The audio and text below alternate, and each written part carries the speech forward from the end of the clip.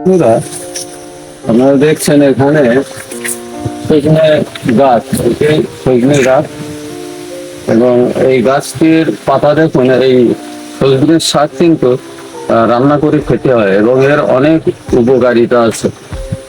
আপনি প্রেশারের ক্ষেত্রে বিশেষ করে যাদের প্রেশার হাই আছে তারা কিন্তু এই শাক ব্যবহার করে থাকেন, এবং এই এর অনেক উপকার আছে আর খেতেও খুব সুস্বাদু।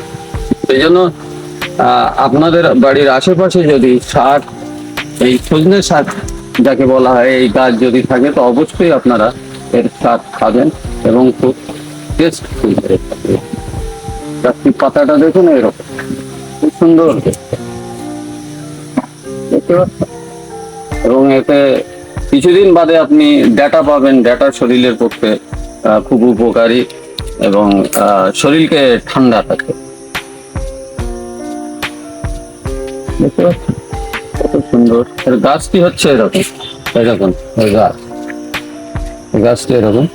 অবশ্যই এখন ছোট গাছ, বড় বড় গাছ হয়ে গেছে।